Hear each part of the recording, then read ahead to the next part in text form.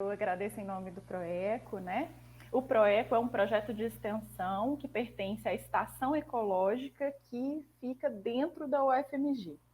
A Estação Ecológica funciona ali para preservação e conservação de algumas áreas que existem dentro, né, do campus e travam ali uma luta para que isso aconteça.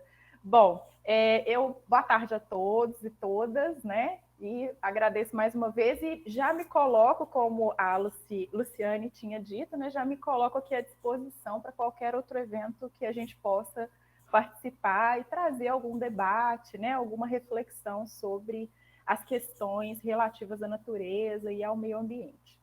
Queria contar que está tudo muito estranho aqui no meu computador.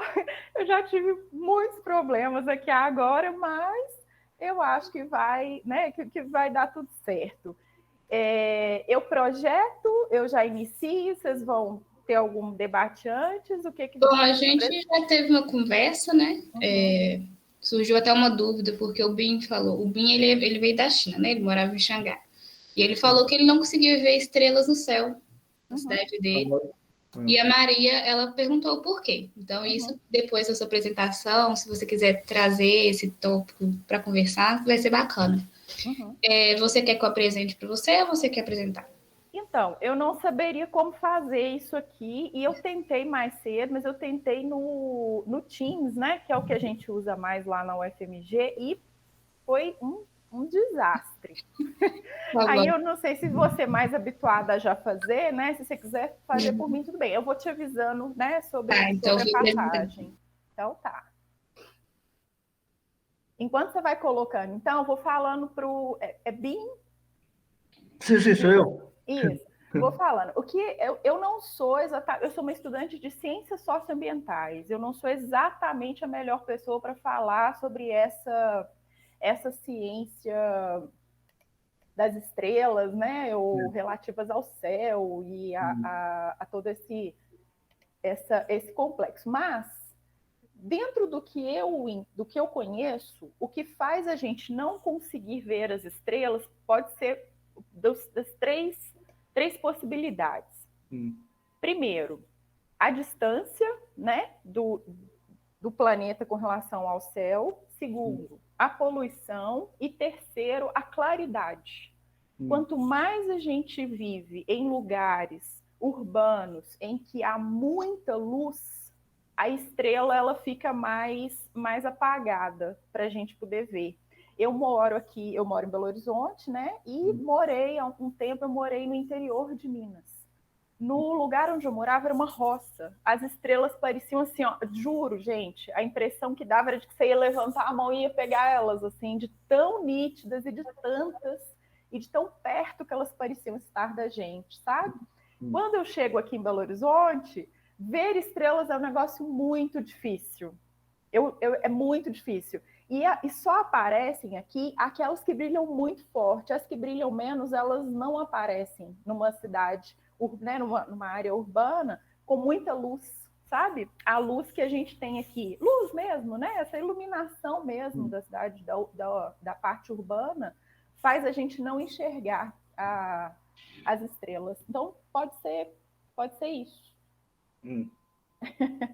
Mas agora, deve haver alguma explicação mais profunda, né? E aí a gente precisa falar com os meninos que estudam física, talvez, e essa parte aí da física que estuda o céu. Na China, principalmente por causa de névoa seca, entendeu? É uma poeira Sim, que chama PM, PM2.5, entendeu? É uma poeira, tipo de uma poeirinha, entendeu? Isso é a principal causa, entendeu?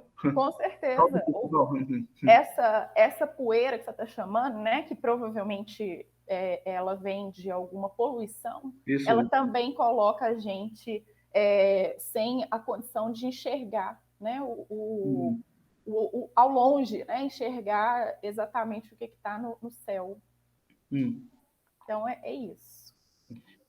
Bom, meninos, meninos e meninas, eu vou dar início, então, ao o que a gente combinou, né, ao debate que a gente combinou para hoje. É claro que esse debate é um debate muito profundo, né? E a gente precisa, de fato, falar muito sobre, né, essa relação com o meio ambiente, mas hoje eu separei aqui algumas informações que podem ajudar ou orientar, caso seja necessário que vocês façam alguma, por exemplo, alguma produção textual com relação ao meio ambiente. Quando as meninas me mandaram esse tema, né, essa frase, agora falando um pouquinho de redação, quando a gente vai para o Enem, né, não sei se é esse o objetivo de todo mundo, mas normalmente quando a gente, né, faz uma preparação, a gente está se preparando para escrever, né, para fazer uma redação, eu tenho certeza que as meninas já orientam sobre isso, né? A primeira coisa que a gente faz é analisar aquela frase, né? Aquela frase que a gente chama de tema, a frase tema para uma redação. E no caso, as meninas me disseram assim: Alessandra, vamos falar sobre a importância da preservação do meio ambiente. Só lembrando que quando a gente faz essa análise de frase, muitas palavras são importantes, né? Por exemplo, o debate é onde? Ele é sempre no Brasil, né? Ele vai sempre ocorrer aqui com o que acontece neste país, né? Quando, né? A gente pensa assim, quando, o que aconteceu no passado, o que acontece agora, não, é sempre no presente, são consequências ou ações, ou o que está acontecendo nesse momento, né? O que está acontecendo agora, na modernidade, com a sociedade moderna.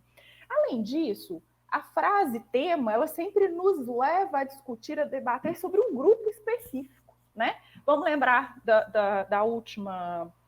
do último tema, ele falou sobre pessoas que tinham ali alguma questão com a saúde ambiental, com a saúde mental, né? Então o assunto foi saúde mental, mas o que colocava a gente em um limite para o debate foi a palavra estigma. Então eu queria atentar sempre que muitas coisas são importantes, mas tem sempre uma palavrinha que vai delimitar a nossa conversa. E nesse tema de hoje, a palavra que vai delimitar a nossa conversa é a palavra preservação. Daqui a um pouco eu vou explicar melhor, mas a gente tem a ideia de que preservação e conservação, por exemplo, são palavras sinônimas e não são. Preservar para a gente é cuidar, né? Para a gente que às vezes não que tem essa noção geral, né, do meio ambiente, a gente acha, cuidar do meio ambiente, como é importante cuidar, mas a palavra preservação, de forma mais técnica, ela vai ter um outro significado. E aí eu vou falar sobre ele daqui a pouco. Quem que está passando é a Ana, né? Ana, pode passar, por favor. Isso. Então, eu vou dividir nosso debate aqui em 3 momentos, tá? Primeiro, eu vou falar sobre a integração do meio. Sobre o que eu estou querendo dizer, né? Eu estou querendo dizer sobre as nossas alianças, sabe? Sobre a nossa mesmo, seres humanos, a integração que nós devemos ter com outros seres e com o meio em que a gente vive, a aliança que a gente faz com a natureza, que ela é necessária agora mais do que nunca, porque a gente começou a perceber, né, que se a gente não tiver essa ideia de que é necessário uma aliança entre todos esses seres no planeta, a gente não vai dar conta de avançar muito, né? Vai chegar uma hora que tudo vai acabar. A humanidade, os recursos, tudo, né? Então, a nossa primeira ideia, a primeira coisa que a gente precisa pensar quando fala do meio ambiente e da natureza é a ideia de relação, de conexão, de estarmos conectados, de termos uma visão heterogênea sobre tudo que reside neste planeta e que qualquer ação vai gerar qual a palavra sumiu? Um efeito. Acabei de encontrar aqui. Qualquer ação vai gerar um efeito e não a um grupo específico. O efeito vai atingir a todas as espécies, a todos os seres, a seres vivos, não vivos e mais do que seres humanos, seres humanos, não humanos e mais do que humanos até, né? Então tudo está interligado e a gente precisa entender que não há superioridade, estamos todos em igualdade, né, nesse planeta, se a gente quiser continuar vivendo nele, né? Senão não vai ter jeito. Pode passar, por favor, Ana.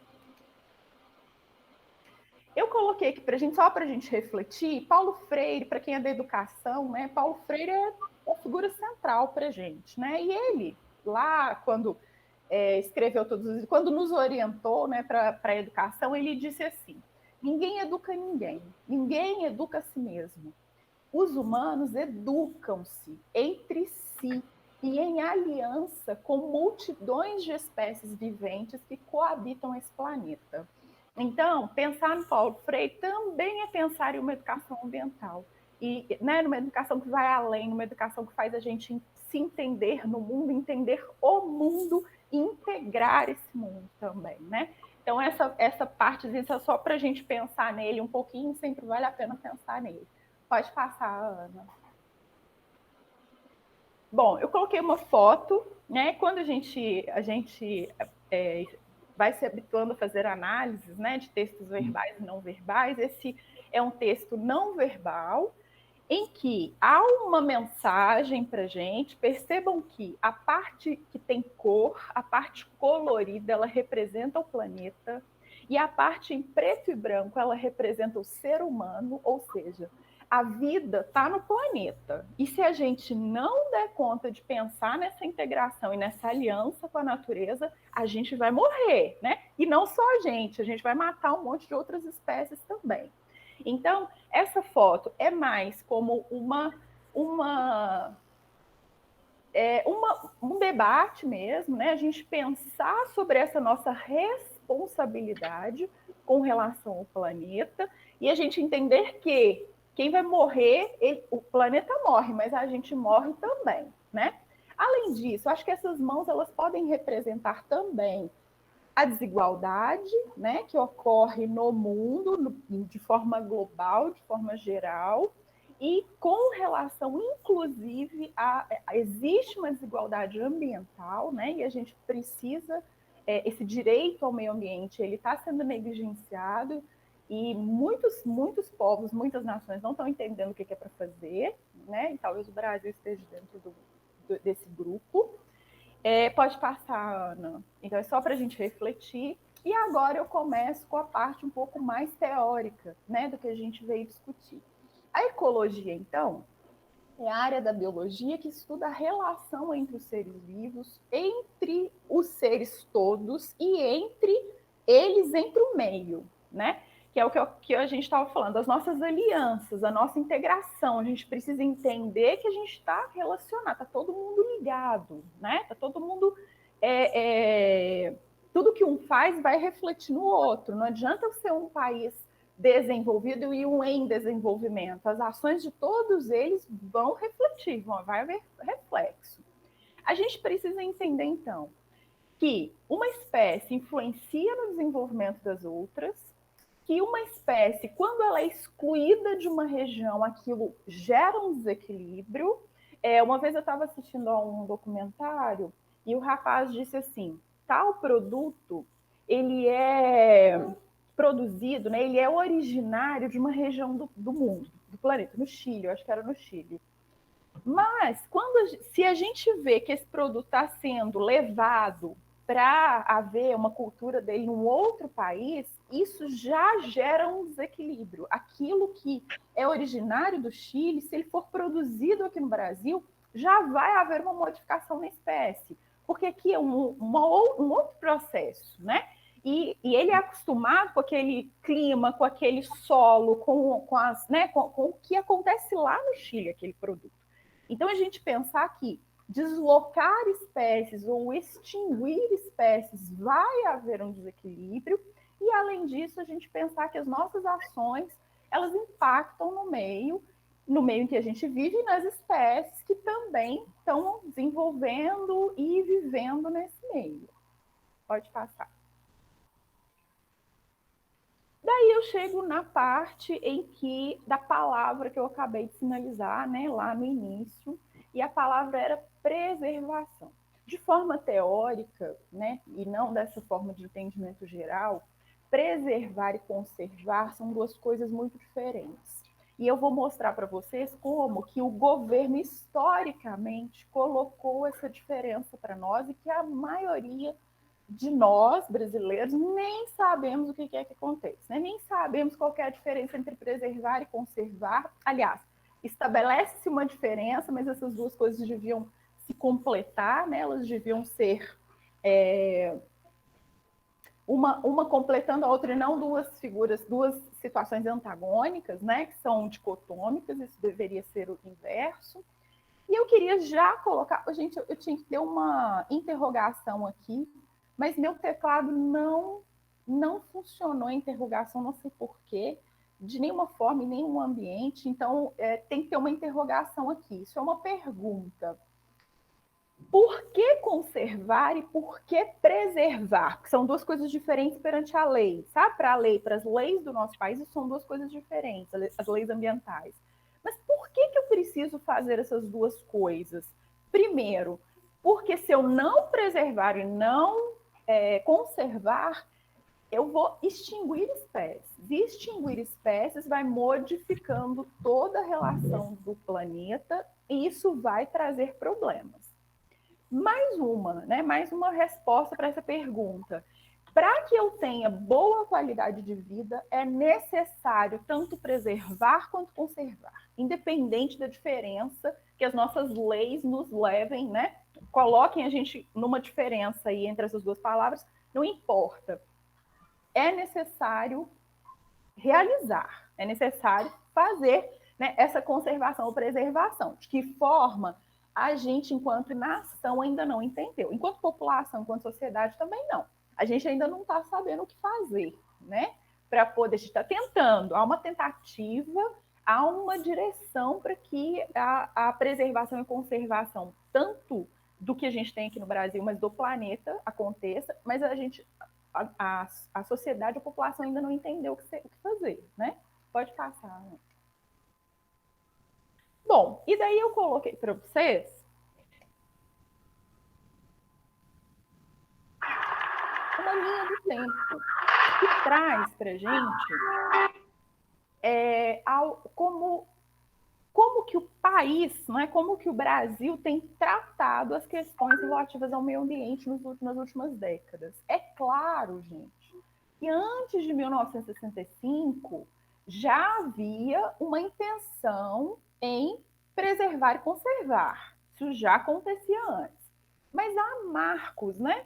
Porque a importância com o meio ambiente, quando a população, a humanidade começa a perceber que os recursos são finitos, tem um marco. E essa data é mais ou menos ali entre a década de 70 e 80, que foi quando, por alguns eventos, né, em algum evento, alguém expôs essa situação de que vai acabar, de que se a gente continuar fazendo da forma que a gente está fazendo, os recursos vão finalizar e a gente não vai ter como sobreviver nesse planeta, né? O efeito estufa é uma prova disso. Aí aconteceu um relatório que chama IPCC, que apresentou números alarmantes, assim, desesperadores com relação a todo ser e a todo ecossistema. E a partir, então, da década de 70 e 80, começa a haver um movimento mundial de proteção e preservação. Mas aqui no Brasil, a gente tem, então, eu gostaria de atentar para o seguinte: apesar de eu ter colocado o número das leis não são exatamente a coisa mais importante aqui. O mais importante é a gente perceber a data, os períodos em que as coisas aconteceram, em que tudo aconteceu, né? Relativo ao meio ambiente aqui no Brasil. Então, em 1965, lembrar que 1965 nós estamos num período específico, né? No país, nós estamos num período histórico muito importante. A gente está na ditadura, né? A gente está no período de ditadura militar. Então, nesse momento, aquele governo instaura, então, um novo Código Florestal, que foi em 1965. Pera, aí você fala, poxa, que legal, teve coisa boa lá, né? Nem tudo foi assassinar pessoas e sumir com os corpos, né? Nem tudo foi uma ditadura, então teve coisa boa. Pera, presta atenção. Na Constituição e até no Código Florestal diz o seguinte: a terra é do povo, mas quem manda é o governo, é o Estado. Então, ninguém faz nada à toa, né, gente? Ninguém vai lá e cria um código florestal no meio de uma ditadura para poder beneficiar determinados grupos de minoria, né? Não sei, assim, eu fico pensando, né? Fico refletindo aqui. Mas, enfim, houve uma reformulação do Código Florestal nesse período, e nesse código, nessa data, né, nesse período, o governo, então, cria as áreas de preservação. O que são áreas de preservação? Daqui um pouco, logo dali na frente, eu vou contar para vocês qual que é o conceito disso. Mas áreas de preservação, então, foram criadas e firmadas em um Código Florestal lá em 1965. Depois disso, um marco muito importante foi em 1981. Olá, o que eu falei, né? O que eu acabei de contar para vocês? O mundo passa a enxergar o meio ambiente e a finitude dos recursos como uma coisa importante na década de 70 e 80. E o Brasil entra nessa onda também. Afinal de contas, a gente tem a Amazônia, né? Então, o Brasil precisa ser signatário de todas essas questões aí que acontecem no mundo. E lembrando que lá atrás, um pouquinho antes, a gente falou que há uma aliança, né? Todas as nossas ações, elas vão ter impactos no mundo, e não só aqui, no país ou na minha cidade. Existem especificidades da minha cidade, mas tudo vai acontecer e ter efeito no mundo, né? No globo terrestre. Então, em 1981, então, é criado o CONAMA. Se vocês ouvirem falar sobre isso, o que é o CONAMA? É o Conselho Nacional do Meio Ambiente. O Conselho Nacional do Meio Ambiente, então, vai ter aí, né, vai ser uma instituição criada para a conservação e preservação do meio ambiente, de tudo que a gente entende aqui como um ecossistema que seja importante, Cerrado, Amazônia, né, o Pantanal, tudo isso. Posterior a isso, o Brasil, então, sai daquele período de ditadura e entra num período de democracia, e a gente tem a nossa Constituição. Na Constituição Federal, ou a gente também chama de Constituição Cidadã, né? Há um artigo específico, dentro desse artigo tem outros incisos e alíneas e tal, mas o artigo em si, ele fala o seguinte, artigo 225, se você for escrever uma redação, é sempre bom, né? A gente tem aí uma série de alguns artigos da Constituição para confirmar que aquilo é importante. Por quê? Porque tudo que acontece aqui no nosso país, com relação à política pública, parte do direito que é garantido para a gente constitucionalmente. Então, olha o que diz lá na nossa Constituição. E a partir dela, outras leis e outras políticas e outras ações governamentais vão ser criadas. Por quê? Porque isso é um direito. Olha o que está acontecendo lá no artigo... Estou aqui, ó, né? Não sei se dá para ver aí, mas eu estou aqui, ó, no artigo 225. Todos têm o direito ao meio ambiente. E olha que importante, não é qualquer meio ambiente. Não é um ambiente ferrado do jeito que a gente está fazendo. É um ambiente ecologicamente equilibrado. Bem como, e aí olha só o que vem dizendo, o uso comum do povo essencial à sadia qualidade de vida. Estão vendo? Não é qualquer tipo de vida, é a vida com qualidade. Além disso, olha o que mais importante, isso é uma justificativa. Por que você acha que o ambiente tem que ser preservado ou conservado? Porque isso é uma garantia de direito, e esse ambiente tem que ser preservado ou conservado por quem? Olha o que vai dizer para a gente. O poder público, ou seja, meu presidente, meu ministro do meio ambiente precisam agir, precisam estabelecer ações que preservem e protejam com qualidade esse meio ambiente, né?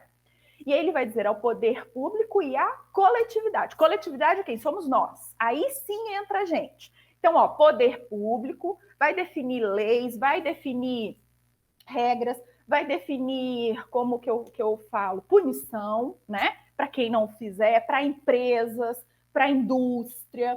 E aí entra a gente, coletividade. A gente entra fazendo o quê? Ok, a gente entra apagando a luz, a gente entra reduzindo o tempo no chuveiro, a gente entra fazendo a coleta seletiva em casa, e a gente entra exigindo que esse direito aconteça, que ele seja preservado, que ele ocorra nas nossas vidas. Então, vamos lá. O que mais que falou aqui? Ah, tem outra coisa importante. É para quando? Lembra? Tem sempre assim, ó, quem é o grupo, né? É quando, é onde. Olha lá, é para quando? É para preservar para as presentes, ou seja, nós que estamos aqui, e para as futuras gerações. Quando diz futuras gerações, não é daqui só para os nossos netos, é para os nossos netos e os netos dos nossos netos, e os netos dos netos dos nossos netos, entenderam? É para uma eternidade. Porque a gente não pode dizer assim, ó, quando eu morrer, aí a humanidade pode acabar, tá tudo certo, né? Não, a gente tem que preservar para a eternidade, para gerações futuras e futuras e futuras. Ok, então o que mais? Já que a gente está numa linha do tempo, né? Meninas, vocês podiam me falar com relação ao tempo, mas não vai passar muito disso não, tá? Mas vocês podem me sinalizar, tá bom? Tá. Bom, que eu falo muito mesmo.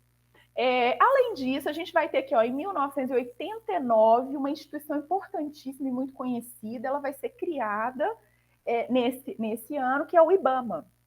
E que muitos conflitos ambientais vão envolver o IBAMA, né? Porque o IBAMA ele representa a União, ele representa o governo federal e, obviamente, a gente vive em um mundo capitalista em que alguns detêm poder e outros não, né? Então, claro que vai haver conflito na parte ambiental também. E o IBAMA, então, vai ser criado lá em 1989. O que é o IBAMA? Né? O Instituto Brasileiro de Meio Ambiente de Recursos Naturais Renováveis. Hoje, algumas atribuições do IBAMA passaram para o ICMBio, que é o Instituto Chico Mendes, eu não estou lembrando exatamente o que significa, sabe? Deve ter mais alguma palavra aí nesse nome, mas é o Instituto Chico Mendes, e algumas atribuições do IBAMA vão ser transferidas para esse instituto agora, num tempo recente. Me parece que no governo Temer, tá? Eu posso estar equivocada, mas eu acredito que seja isso. Depois, a gente vai ter, pela primeira vez, o Ministério do Meio Ambiente, que a gente chama de MMA, né? Se você quiser falar sobre ele, você pode colocar Ministério do Meio Ambiente, MMA. E o Ministério do Meio Ambiente vai ser criado em 1992. Alessandro, anterior a isso, não tinha ministério, mas tinha secretarias, institutos, né? Que eram responsáveis pela preservação e conservação do meio ambiente. E agora, em 2000, agora mais ou menos, né? A Yasmin está falando com vocês, é importante vocês seguirem as orientações das meninas aí. Em 2000, a gente tem, então, a criação do SNUC, e agora sim a gente vai ter unidades de conservação. Antes, apenas de preservação, vou dizer para vocês qual que é a diferença. E, recentemente, a gente vai ter aí um olhar, né, um apontamento aí para as unidades de conservação. O SNUC, que significa Sistema Nacional de Unidades de Conservação. Pode passar, Ana. Ana Lu. Pode passar. É que eu coloquei duas formas diferentes, para quem quiser, né, achar mais interessante uma ou outra.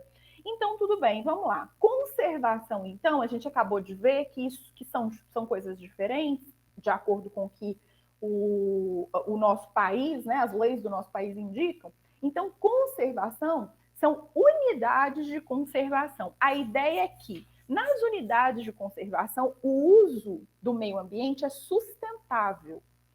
É possível usar, é possível que a gente possa ter turismo, é possível que a gente possa ter uma geração de trabalho com relação a essas unidades, é possível que a gente possa ter povos tradicionais vivendo nas unidades de conservação. E há leis que vão garantir isso, né? E aí diz o seguinte, o SNUC, ele vai dizer para a gente assim, ó, unidades de conservação são o quê? Espaço territorial e seus recursos ambientais, incluindo águas, né, rios e o que tiver ali de passagem de água, com características naturais relevantes, legalmente instituído pelo poder público, estão vendo? A terra é do povo, mas é o poder público quem define. O que vai acontecer com elas não é a gente que decide, né?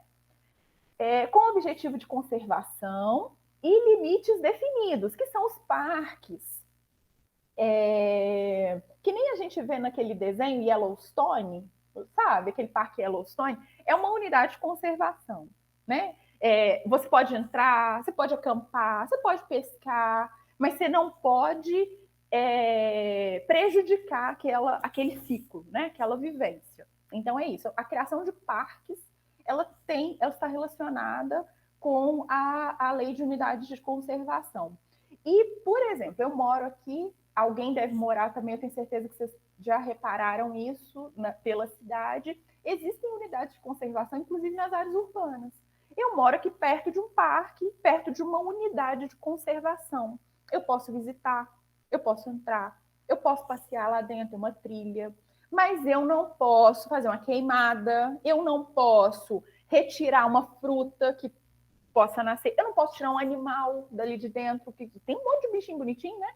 Tem esquilo, tem porco-espinho, tem um monte de bichinhos lá, aquele marsupialzinho, que agora eu esqueci o nome, gambá, tem um monte de bichinhos. Eu chego lá, acho, que gracinha, achei o filhotinho, vou levar. Não pode, não pode. Mas eu posso ir até lá e observar aquele animalzinho e falar, que bonitinho, eu posso. Isso eu posso fazer. E também existem essas unidades aqui nas áreas urbanas. Essas unidades não ficam longe, distantes, aquela coisa que parece assim, lá na Amazônia, né? É lá no Pantanal. Estou nem sabendo de que está acontecendo lá. Não, isso pode estar perto da gente também. O que mais? Com objetivo de conservação e limites definidos, né? Sob regime especial de administração, ao qual se aplicam garantias adequadas de proteção. Garantias adequadas de proteção que são definidas pelo governo.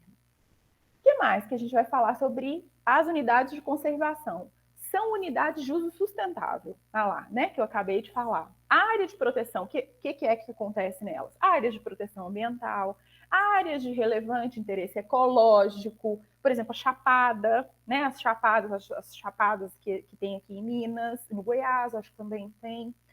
Floresta nacional, reserva extrativista, reserva de fauna, reserva de desenvolvimento sustentável, reserva particular do patrimônio natural. Então, são alguns parques, né, e algumas unidades que vão poder ter a visitação, que vão poder ter a vivência ali de povos tradicionais, mas que não pode prejudicar, tem que ser sustentável. Pode passar, Ana.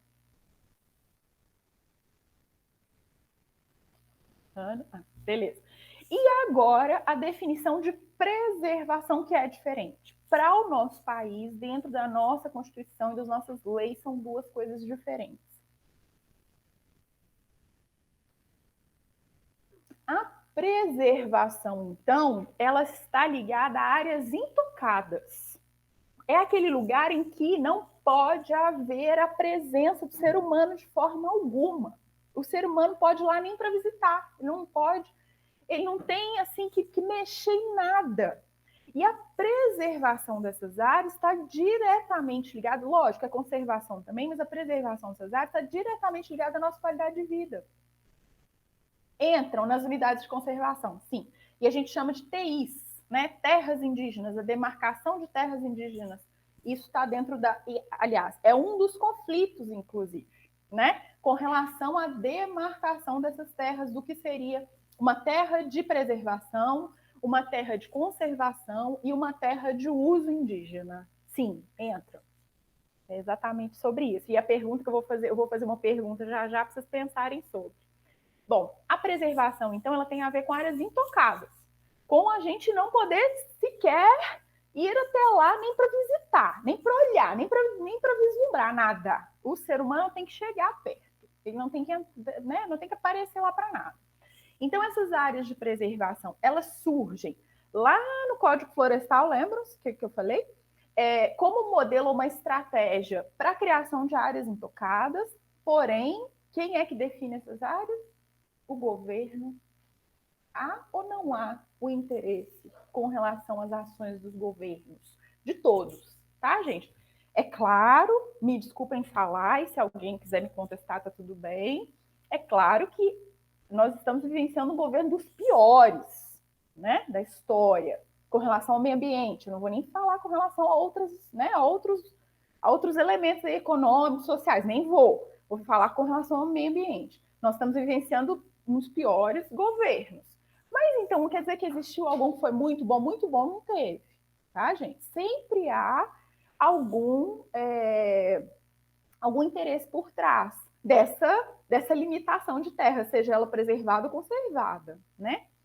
O que mais? Abrangem espaços territoriais e bens de interesse nacional. Olha lá, ó, interesse nacional. Lembrem-se, a terra é do povo, mas quem decide é o governo, é o Estado, né? É o governo federal. Função de preservar os recursos hídricos, preservar, lembrem-se que quer dizer estar intocado. Preservação é não mexer. É diferente de conservação. Conservação posso ir lá e pescar. Na preservação eu não posso. Nas áreas de preservação, não. Então, eu tenho recursos hídricos, paisagens, estabilidade geológica, biodiversidade, fluxo gênico de fauna e de flora, nada disso pode ser mexido. E proteger o solo e assegurar o bem-estar das populações humanas.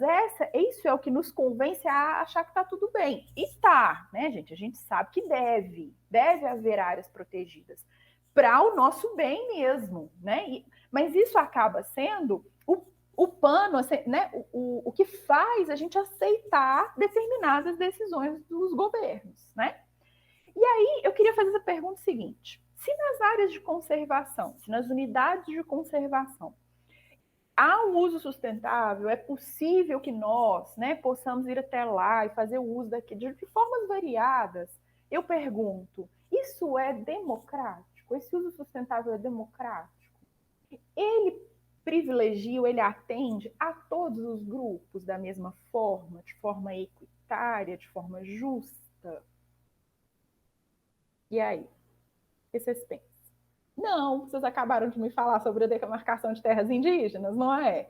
E o que a gente vê ao longo da história dos povos indígenas? Eles sendo expulsos, né? Por que eles são expulsos se a área de conservação e a área de conservação pode? Entendem? Então, tipo, tem um negócio muito errado, né? E, além disso, eu acho que eu notei isso em algum lugar, agora eu estou sem saber. Eu queria mencionar sobre a lei do marco temporal, né? Que é um debate que está acontecendo agora, que é mais recente, que vai dizer que o índio tem direito à sua terra, se ele tiver habitado essa terra na data X, sabe assim? Quando a Constituição aconteceu, em 1988, você, índio, você estava nesse lugar aí? Não, eu não estava. Ah, não, então essa terra não pode ser sua. Mas por que eu não estava lá, gente? Se eu sou índio, eu não estava na terra, por quê? Porque eu já tinha sido expulso lá, ó, quando fizeram a preservação das áreas. Quando disse assim, ó, essa área aqui é preservada, ninguém pode pesar aqui mais. O que fizeram com quem estava lá? Botaram para fora. E aí, anos depois, você vai dizer assim, ó, você não estava lá, então você não tem o direito, né? Tipo, é um negócio muito louco, né? A gente fica fazendo, meu Deus, coitado do índio. Não só do índio, tá, gente? Quando a gente fala de povos tradicionais, a gente pensa nos índios, a gente pensa nos quilombolas, a gente pensa nos pescadores, nos ribeirinhos, são muitos grupos ali, tá? Então tá, a parte de preservação, então, polemizei, deu para ter uma polêmica aí, você ficar com a cabeça, meu Deus do céu, olha o que está acontecendo, eu acho tão legal ter uma área preservada, não é verdade? Eu acho tão legal que ocorram unidades de conservação, isso é tão importante, mas isso ocorre de forma adequada com relação aos povos? Afinal de contas, lá atrás a gente não disse que está tudo interligado, não é? Que eu preciso ter uma integração entre todos esses elementos, homem, animais, plantas, rios, solo, vento, sol, não é verdade? Tem que estar tudo ligado. Pode passar, Ana. Pensando nisso, né, em tudo isso, nas áreas de preservação, nas áreas de conservação, a gente vai, então, e agora já caminhando um pouquinho para o nosso debate final, que o debate estava separado em 3 partes, a gente vai pensar sobre os serviços ecossistêmicos. Do que nós temos serviços, né? Uma coisa é prestação de serviço, né, gente? Você chama alguém para consertar alguma coisa na sua casa. Mas o ecossistema, ele está me dando serviços também. Serviços pelos quais eu não tenho nem condição de pagar, né? E eu tenho que pagar como? Com as minhas ações. Eu tenho que pagar com o meu modo de vida. E como eu disse, eu apago a luz, enquanto coletividade, eu apago luzes, eu reduzo o consumo de água, é muito bom, eu preciso ter essa consciência, mas é só isso? Não. Eu preciso ter ações que vão muito além. Eu preciso exigir do poder público. Eu preciso entender como que as indústrias funcionam. Eu preciso entender como que a blusa que eu visto ela foi produzida e o que gastou. Eu preciso de meio, né? De recursos naturais. Eu preciso entender que a carne que eu boto no meu prato, ela veio de onde? De que tipo de criação, né? De como é que aquele ser que faz parte de todo esse ciclo está sendo tratado. Além disso, a gente sabe que, por exemplo, tá, gente? É só um exemplo, são vários, a gente poderia citar vários. A gente sabe que as fazendas de gado espalhadas pelo mundo, elas são dentro dos três piores, né, elementos que causam o aquecimento global. Então, toda vez que eu como carne, eu preciso pensar nisso. Eu estou falando para alguém ser vegetariano? Não, eu não estou dizendo isso, tá, gente?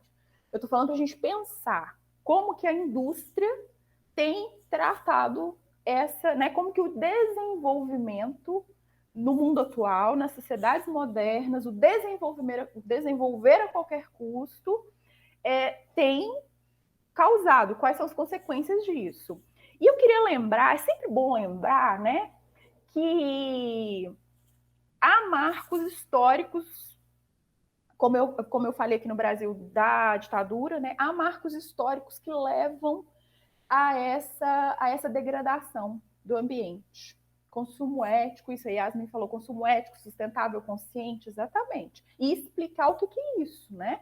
Porque eu falo assim, consumo ético, você fala lindo, e o que é? Consumo sustentável, você fala legal, e o que é? O que eu tenho que fazer para que isso... O que eu tenho que entender, né? Para agir dessa forma, para mudar os meus hábitos, para mudar a minha consciência com relação ao meio ambiente. Então, eu queria lembrar, que eu anotei aqui, é sempre bom lembrar da Revolução Industrial, tá, gente? Sempre bom lembrar. Porque, veja bem, primeiro, pensa, nenhum outro animal é capaz de destruir o planeta além do homem. Nenhum, tá? Qualquer animal que esteja aí, qualquer micro-organismo que você possa descobrir, ou que alguém possa dizer que existe, é capaz de acabar com o planeta que não o ser humano. Então, temos isso. Então, pensando nisso, o que o ser humano faz? Vai lá e faz a Revolução Industrial, né? A Revolução Industrial, muito legal. Né? Óbvio, tudo que ocorre vai trazer benefício para a gente enquanto sociedade, né? enquanto seres humanos. Mas, e além disso, a partir da Revolução Industrial, foram identificados os maiores índices de destruição do meio ambiente. Índices aceleradíssimos. Porque você pode dizer para mim assim, mas Alessandra, antes disso, o planeta passava por uma série, né, de questões. Sim, antes disso já tinha humanidade. Os homens já estavam usando os recursos naturais de alguma forma, e estavam. Mas a gente ia demorar muito mais para poder chegar no que está agora, se não tivesse ocorrido a Revolução Industrial. Então, a Revolução Industrial ela vai ser um marco, vai ser um ponto, né, de importância para a gente pensar no tanto que tudo foi destruído até agora. O que mais que eu coloquei aqui? Eu acho que isso eu já falei, que nos anos 70 e 80 foi exatamente nesse período, quando o mundo começa a dar importância a isso. Veja, a Revolução Industrial está passando pelo seu último processo, né? Eu preciso sair. Eu sabia que vocês tinham um horário, gente. E eu me atrasei para entrar uns 15 minutos lá, exatamente o tempo que eu tenho para terminar. Que pena, mas enfim. Eu vou tentar ser mais breve ainda. E eu queria falar ainda sobre o período de pós-guerra. Depois que acaba a guerra, o que acontece? A gente precisa o quê? Alimentar pessoas, não é? A gente precisa alimentar o povo. Acabou a guerra, o povo está sofrendo, vamos fazer o povo comer. E aí, para que isso ocorra, tudo bem. Obrigada. Para que isso ocorra, para que a alimentação dessas pessoas ocorra, e a gente tem essa ideia de capitalismo e produção desenfreada. Que legal. Falei sobre isso e agora eu vou entrar nos serviços ecossistêmicos. Pode passar isso, Ana? Serviços ecossistêmicos, eles estão inclusive no site do meio ambiente. E o meio ambiente, o Ministério, né? O Ministério do Meio Ambiente entende os serviços ecossistêmicos aqui, ó, como benefícios que a natureza traz para a gente. Então, quer dizer, a gente está vivendo aqui de forma errada, mas a natureza está trazendo para a gente uma série de serviços, né? Que a gente não tem nem como pagar por eles. Os serviços ecossistêmicos, de acordo com o Ministério do Meio Ambiente, são vitais para o bem-estar do ser humano. E eles são divididos em 3 categorias. A primeira categoria são os serviços de provisão. O que seriam esses serviços de provisão? O prover o nosso alimento, por exemplo. Mas, se a gente tem um solo que está ruim, como que eu vou ter um alimento de qualidade, né? Se a gente tem uma água que está acabando, como que eu vou ter uma vida de qualidade? Então, eu preciso pensar que não é essa romantização, né? Tem que haver ações. O planeta está dando, a natureza, o meio ambiente está dando isso para a gente, mas a gente precisa agir. O que mais? Pode passar, Ana. Outra categoria seria os serviços de regulação. E olha que legal, olha a imagem do que o Ministério do Meio Ambiente coloca para a gente. Serviços de regulação são aqueles, por exemplo, que têm a ver com o clima, que tem a ver com o solo, que tem a ver com o ar. E olha o que ele traz para a gente aqui de imagem. Isso daqui, ó, vocês devem estudar em alguma aula, se não me engano, de biologia, né? Isso é o ciclo da água, ó, natural. É um serviço ecossistêmico. A gente está agora passando por um período de quê? De seca, não é verdade?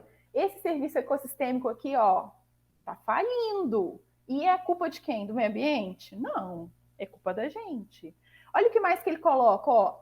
As árvores, aqui tem uma aguinha azul, né? Significa água. E essa água, ela tá trazendo vida para essas árvores. E a gente fala sobre poluição, né? A gente fala sobre o efeito estufa. É culpa do meio ambiente? Não é, né? Pode passar, Ana.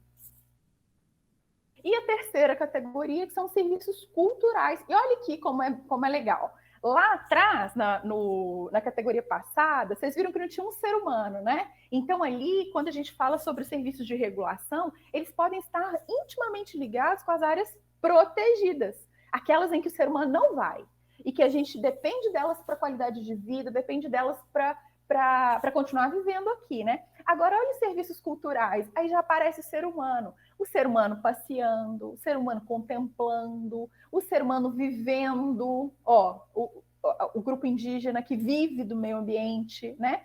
Aqui, ó, os animais marinhos, ali não é o mar, né? Mas é o que a gente está querendo dizer sobre os peixes, né? Esses outros animais.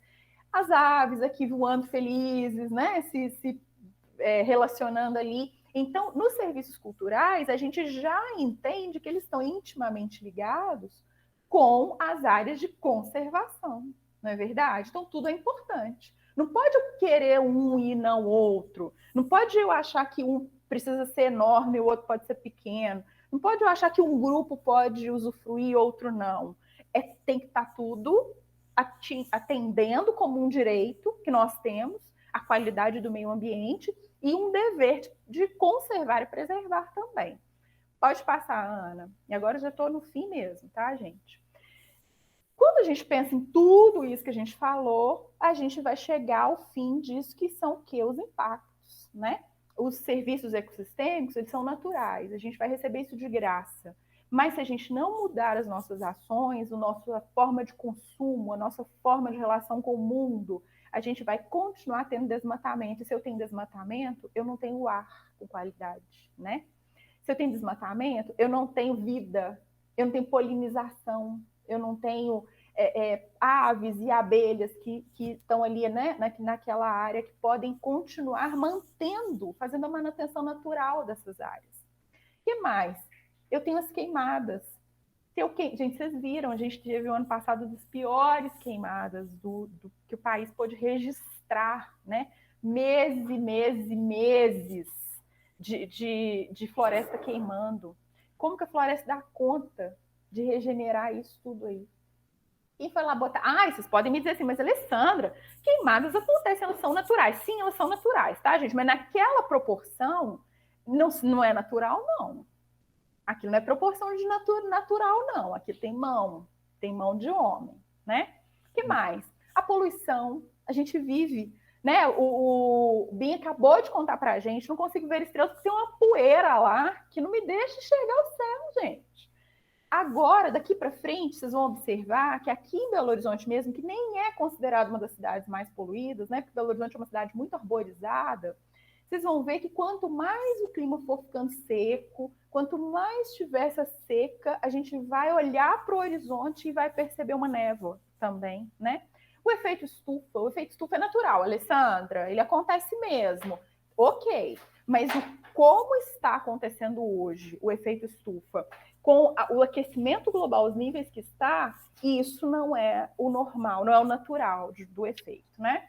As erosões, a salinização e a desertificação e mais uma série de outros impactos que a gente poderia listar aqui, mas que ia precisar da gente ter muito mais tempo para esse debate.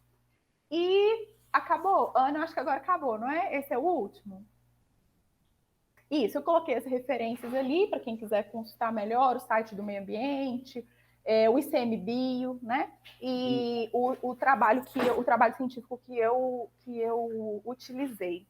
Eu queria deixar como uma sugestão apenas uma cena, é uma cena de um filme, não precisa vocês assistirem ao filme todo.